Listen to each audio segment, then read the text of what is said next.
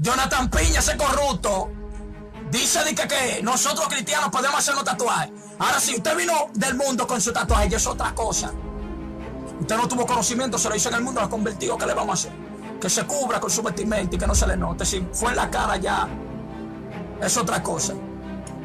Por ahora el corrupto Jonathan Piña dice que los cristianos se pueden hacer tatuajes. Tú necesitas doctrina. Y tú estás de carrión 7 veces. ¿Qué dice la Biblia sobre los tatuajes? La Biblia no dice nada sobre los tatuajes tal y como los conocemos hoy día.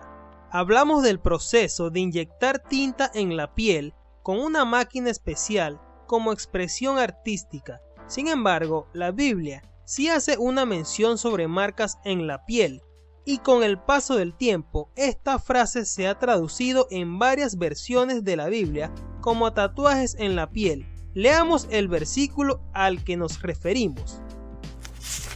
No se hagan heridas en el cuerpo por causa de los muertos, ni tatuajes en la piel. Yo soy el Señor. Levítico 19:28. ¿A qué se refiere ese versículo?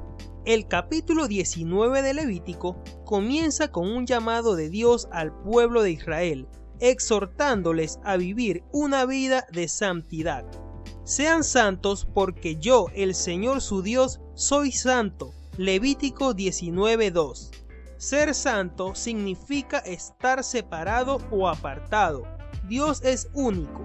No hay comparación entre Él y los otros dioses. De la misma forma, Él deseaba que su pueblo escogido fuera distinto a los demás pueblos en cuanto a vivir una vida santa, separada de todo lo que no le agradaba a Él. Después de llamar a los israelitas a una vida de santidad, Dios les recuerda varias leyes y ordenanzas que les había dado anteriormente. La obediencia a esas leyes sería la base para que ellos vivieran de acuerdo con su voluntad. Eso les distinguiría de los pueblos que les rodeaban. El versículo 28 es parte de la sección sobre las prácticas comunes entre los pueblos paganos. Ahí se mencionan, por ejemplo, comer cosas con sangre o cortarse el cabello y la barba de una forma específica en muestra del culto a un dios pagano. También habla de hacerse heridas en el cuerpo como expresión de duelo por su superstición o en señal de respeto a los muertos. Las marcas o tatuajes de los que habla ese versículo eran en honor a los ídolos o en señal de duelo. También se usaban para distinguir a quien pertenecía un esclavo.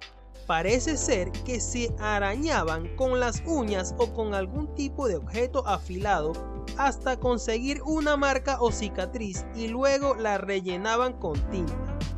Los tatuajes en la antigüedad. Los tatuajes se usaban principalmente como señal de culto o adoración a un dios o a un ídolo. Tan pronto los demás veían la marca, sabían a cuál dios servía la otra persona.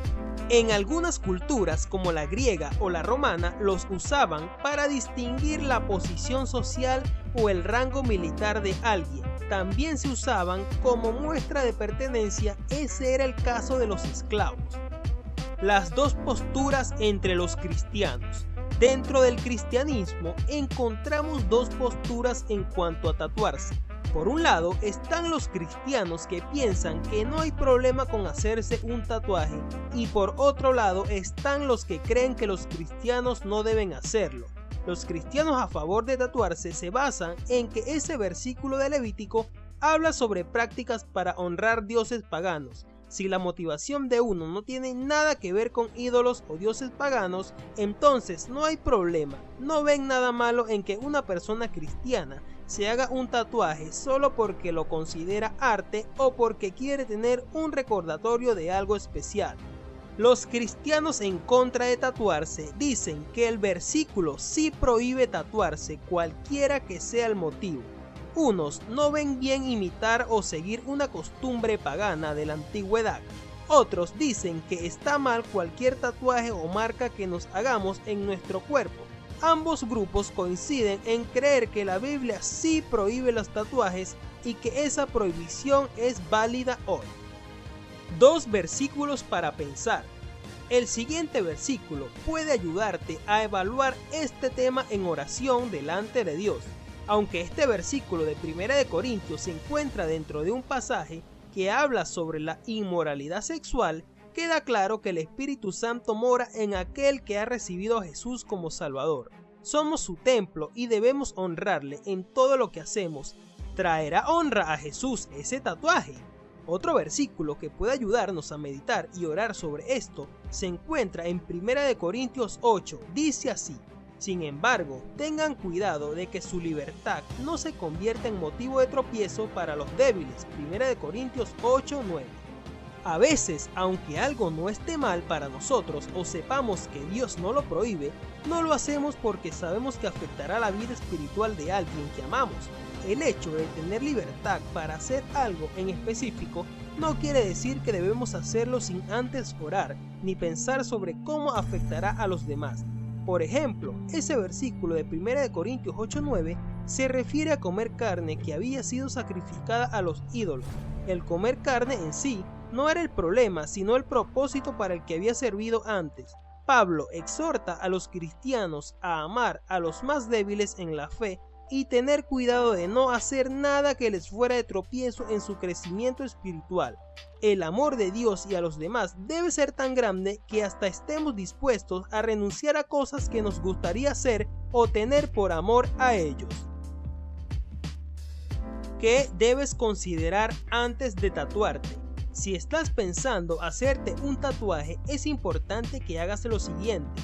Primero, ora. Pide la dirección y la confirmación de Dios. Habla con tu pastor, explícale tu sentir. Pregúntale cuál es la postura de la iglesia a la que asistes. Pregúntate honestamente si será o no de tropiezo para tus hermanos en la fe. Analiza cuál es tu motivación, por qué deseas hacerte un tatuaje. ¿Quieres llamar la atención de la gente o crear controversia? ¿Lo consideras bonito o una expresión artística? ¿Qué te motiva? No te dejes presionar por amigos o por la moda. No te hagas un tatuaje para agradar a otra persona. Escoge bien el tatuaje. Imagínate con ese tatuaje dentro de 50 años. ¿Te avergonzará? ¿Te hará sentir ridículo?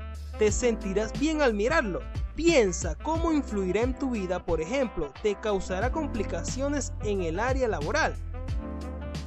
En el último libro de la Biblia, Apocalipsis, se mencionan 2 tipos de marcas. Uno es el sello de Dios en la frente de sus siervos y el otro es la marca de la bestia en la mano o en la frente de la persona.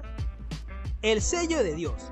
No hagan daño ni a la tierra, ni al mar, ni a los árboles hasta que hayamos puesto un sello en la frente de los siervos de nuestro Dios. Apocalipsis capítulo 7 versículo 3. Los versículos que hablan sobre el sello de Dios en la frente de sus hijos no dicen exactamente cómo será ese sello. ¿Será un tatuaje o una luz? Si sabemos que el pueblo redimido por Dios a través del sacrificio de Jesús en la cruz recibirá una marca en su frente en el nombre de Dios. Esta los distinguirá como sus escogidos y los protegerá en medio de la tribulación del fin de los tiempos. La marca de la bestia. Además, logró que a todos grandes y pequeños, ricos y pobres, libres y esclavos, se les pusiera una marca en la mano derecha o en la frente, de modo que nadie pudiera comprar ni vender a menos que llevara la marca que es el nombre de la bestia o el número de ese nombre. Apocalipsis capítulo 13, versículo 16 al 17. La otra marca que menciona Apocalipsis es la marca de la bestia, que será el nombre de la bestia o el número de su nombre. Una vez más, no tenemos certeza de qué tipo de marca será. ¿Tatuaje? No sabemos, pero sí sabemos que sin esa marca nadie podrá comprar ni vender. Bueno amigos, somos Vida Cristiana 777, quien te habla tu amigo y hermano Joan López. No te olvides suscribirte, comentar y compartir. Muchas bendiciones.